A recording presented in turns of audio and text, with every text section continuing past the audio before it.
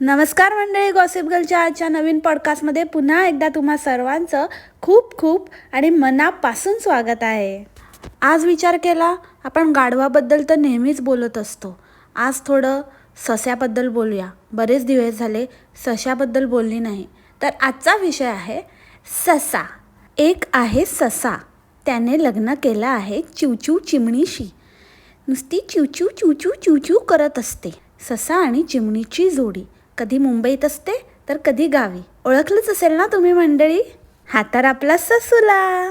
आता व्ह्यूज पडलेत तसा गावी पळून गेला आहे आणि सतत तिथे जाऊन एक्सप्लेनेशन देत आहे की मला गावच आवडतं, मला मुंबईत फार आवडत नाही, गावी जास्त कंटेंट मिळतं, गावी जास्त व्हिडिओज येतात, माझे गावचे व्हिडिओ लोकांना फार आवडतात, काही कारणामुळे मला मुंबईमध्ये राहावं लागतं, पण मी माझ्या इच्छेने राहत नाही, माझ्या ज्या काही जबाबदाऱ्या आहेत त्या पूर्ण झाल्या की मी गावीच सेटल होणार आहे.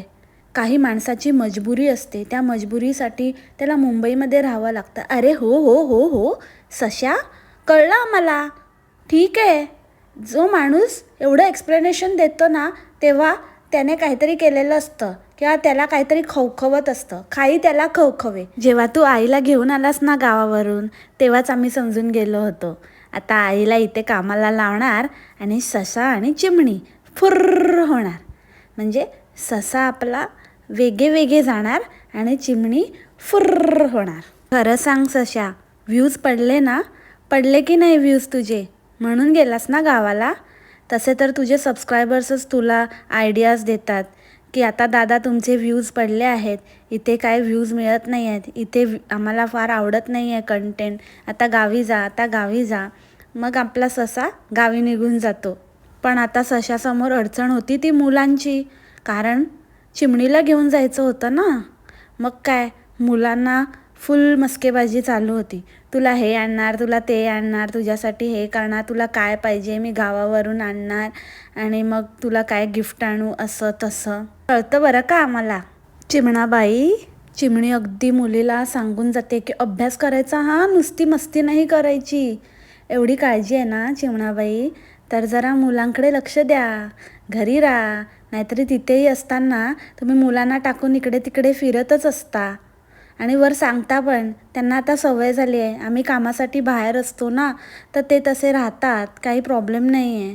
काम काम बोलून असं काय काम करता हो तुम्ही? इकडे तिकडे खादडायला तर जाता, त्या व्यतिरिक्त काय काम असतं तुम्हाला? आणि प्रत्येक वेळेला खादाडीला जायला किंवा फिरायला जायला तुला सोबतच घेऊन गेलं पाहिजे असा काय रूल आहे का? बघा, तेव्हा त्या बँजो ॲपचं प्रमोशन करत असता सगळेजणं हेच सांगतात की पहिले 100 लोक असणार ना, त्यांना फ्री देणार, त्यांना फ्री देणार. अहो, असे कितीतरी ॲप आले आणि कितीतरी गेले. सगळेजणं सगळ्यांना 100 काय, तुम्ही 1000वा माणूस असाल ना तरी त्याला डेमो हा फ्रीच असतो. मग तो बँजो ॲपचा असू दे, नाहीतर मग तुमच्या वॉटर प्युरिफायरचा असू दे, डेमो फ्री आहे दाखवून आपल्या गळ्यात पडतात ते लोक. मला खरं खरं सांगा, हे लोक जे सगळे आहेत, ससा आहे, आपली माऊस क्वीन आहे, त्यानंतर आता आपल्या झमुऱ्याला तर पोरं बाळा नाहीत म्हणून, पण तो झमुरीला बसवू शकतो त्या बँजोसाठी. झमुरीला पण गरज आहे बाबा, म्हणजे झमुरीला काय, झमुऱ्याला दोघंही बसू शकतात त्या बँजोसाठी. त्यानंतर आपली ओल्ड एंजल, हे सगळे जे आहेत, हे एवढे तुम्ही जे बँजोचं प्रमोशन करता आणि लोकांना सांगता बँजो ॲपमध्ये एनरोल करा, बँजो ॲपमध्ये आपल्या मुलांना टाका, आमची मुलं हुशार झाली. स्वतःच्या खर्चाने तुम्ही एक पैसा देऊन जर तुम्हाला कोणी सांगितलं असतं की बाबा असा असा क्लास आहे आणि तुम्ही तुमच्या मुलाला एनरोल करा, केलं असतं का? आणि स्पेशली त्या बँजोमध्ये केलं असतं का? खरं खरं उत्तर द्या. एवढे पैसे भरून त्याची किंमत काय अशी तशी नाही आहे तुम्ही सांगितलं आणि आम्ही करायला. आणि खरं खरं सांगा, तुम्हाला बँजोवाल्यांनी तुम्हाला तरी फ्री दिलं आहे का? खोटं खोटं असंच बसवता की नाही ट्युशनला, मला फक्त व्हिडिओमध्ये दाखवण्यासाठी तुमच्या मुलांना. तसंही आमची मुलं मुळातच हुशार आहेत, त्यांना ना कुठल्याही एक्सटर्नल सपोर्टची गरज नाही. आणि तुमच्या सांगण्यावरून तर नाहीच नाही. आम्ही आमचा वर्क लाईफ बॅलन्स चांगला केलेला आहे. आम्ही आमच्या मुलांकडे व्यवस्थित लक्ष देतो. तुमच्यासारखं नाही, नुसतं आपापल्यासारखं सकाळी सुरू ते रात्रीपर्यंत आपलं व्हिडिओ बनवत राहायचं, वाटेल तेव्हा कुठे पण निघून जायचं आपल्या पोरांना सोडून. त्यांच्या शाळेचं वगैरे आजी बघते. एखाद्या वेळेला ठीक आहे, चला एक गोष्ट आपण मान्य करूया की चला आईवडील नोकरीला वगैरे जातात तर घरी आजी आजोबा सांभाळतात किंवा ते बेबी सिटिंगला वगैरे ठेवतात. ते थोड्या वेळासाठी ठेवणं ठीक आहे, पण हे लोक तर मुलांना सोडून 2-2, 4-4 दिवस वेकेशनलाच निघून जातात. आणि ह्यांच्याकडनं व्ह्युअर्सने शिकायचं, हे व्ह्युअर्सचे इन्फ्लुएन्सर, की कसं काय आपल्या मुलांना हुशार बनवायचं, कसं काय त्यांना शिकवायचं आणि कसं काय त्यांना अपब्रिंगिंग द्यायचं. आता हे जेव्हा गावी निघाले तेव्हा ह्यांच्या मुलांना सुट्टी होती. ससूला स्वतः म्हणाला, आता उद्या आराम, आजीला आराम, आता ह्यांना 2 दिवस सुट्टी आहे. अरे मग जेव्हा सुट्टी होती तेव्हा मग त्यांना घेऊन जायचं ना, किंवा त्यांची सुट्टी संपेस्तोवर स्वतः घरी राहायचं. सुट्टी संपल्यानंतर मग जायचं होतं ना. तुझं एवढं कुठलं मोठं अर्जंट काम होतं की मुलांना सुट्टी असूनही त्यांना घेऊन नाही गेलास. एरवी तर सुट्ट्या मारून त्यांना दांड्या मारून जेव्हा हवं तेव्हा घेऊन जातो. तेव्हा तर म्हणतो की काय नाही होत, एखाद्या वेळेला सुट्टी घेतली तरी काय नाही होत. आणि मग आता सुट्टी असताना मग का नाही घेऊन गेलास त्यांना? आणि बरं नाही घेऊन गेलास ते नाही घेऊन गेलास, वर स्वतःही थांबला नाहीस त्यांच्याबरोबर की बाबा सुट्टीमध्ये थोडं त्यांना वेळ देऊया, त्यांच्याबरोबर टाईम स्पेंड करूया आणि सुट्टी झाल्यानंतर, शाळा सुरू झाल्यानंतर आपण जाऊया. त्या आईचा जीव तरी कसा होतो असं भटकायला मुलांना सोडून. बघावं तेव्हा चिवचिव चिमणी एका पायावर तयार. चिमणी म्हणते, आमच्या पादू ना खूप छान प्रेयर म्हणतो. तुला प्रेयर येते ना पादू? प्रेयर येते ना? ससूला म्हणतो, कुठची प्रेयर? हे ईश्वरा, नाही हो, ती दुसरी प्रेयर, ती हो, जनगण मन. जनगण मन ही प्रेयर आहे? आमचं पादू रोज ही घरात प्रेयर म्हणत असतो, रोज. त्याला सगळं येतं. कळलं बाई, तुझं नॉलेज कळलं. त्याला घाल आता, बँजोला घालण्याची जरूरत आहे. आणि तू पण जॉईन कर बाजूला बसून, जरा शिकून घे काहीतरी आणि थोडं डोकं वापर. आणि तू पण रे ससुल्या, तुझा आता एडिटर कोण आहे बाई? सगळ्यांचे एडिटरला आता मला भेटण्याची अत्यंत गरज आहे. म्हणजे जे लोक काय म्हणतात ते बोलू देत तुमच्या व्हिडिओमध्ये, पण जेव्हा तुम्ही एडिट करता तेव्हा तरी बघता की नाही की कुठे तुमचे काय सस्ते नशे करता आणि व्हिडिओ अपलोड करता.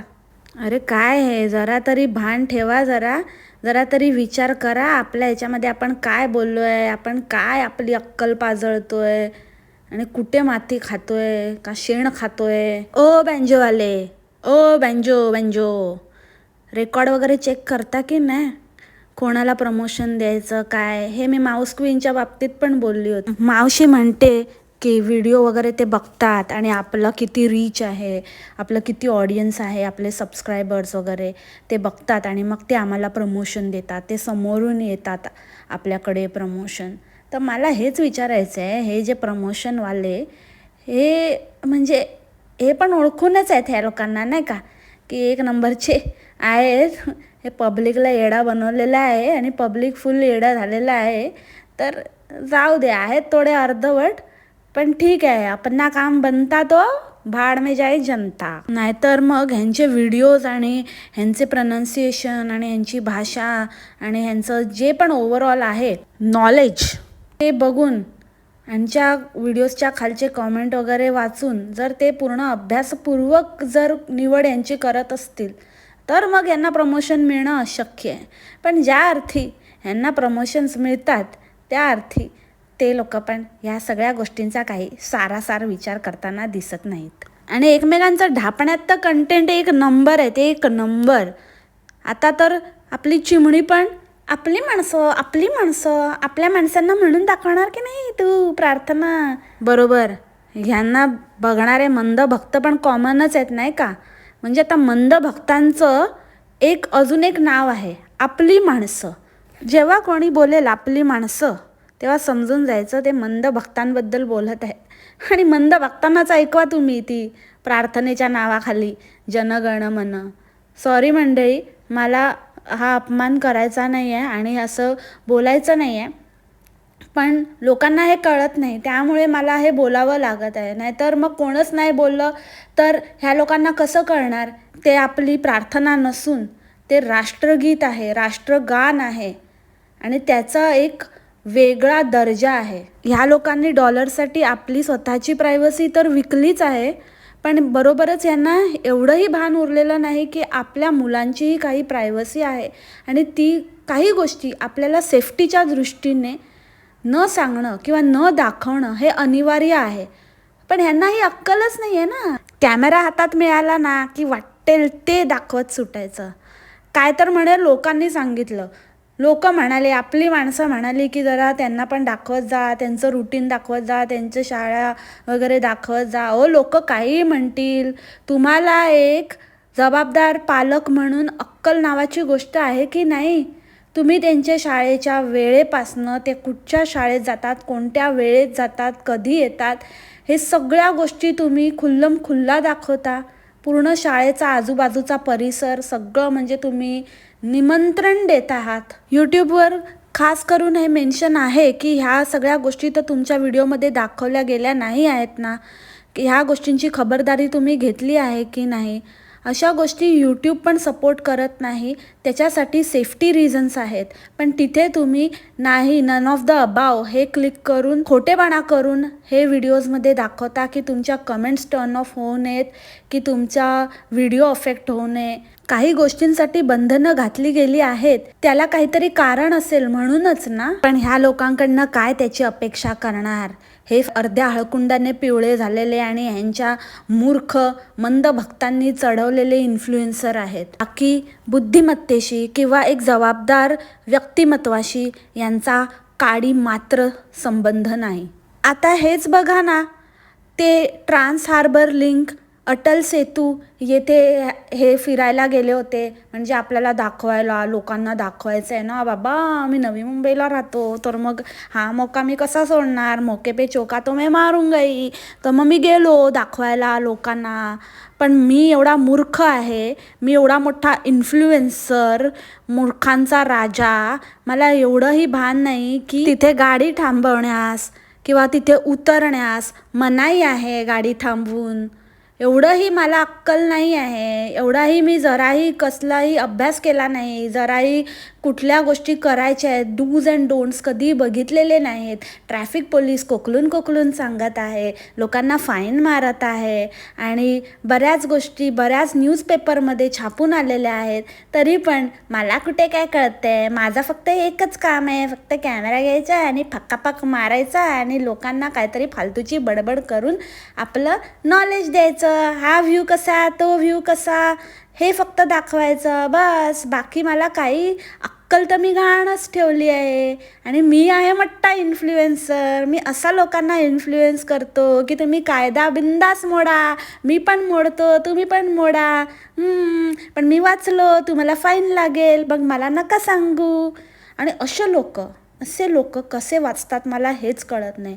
ह्यांना असा घसघशीत फाईन बसला पाहिजे ना. भले तेव्हा कोणी ट्रॅफिक पोलीस तिथे नसतील आणि तेव्हा ते त्यांच्या नजरेत आलं नसेल, पण हे लोक जे असे व्हिडिओ बनवून सोशल मीडियावर टाकत आहेत आणि लोकांना प्रवृत्त करत आहेत, लोकांना इन्स्टिगेट करत आहेत, हा तिथे स्वतः गाडी थांबवण्यापेक्षाही कितीतरी पटीने भयंकर गुन्हा आहे.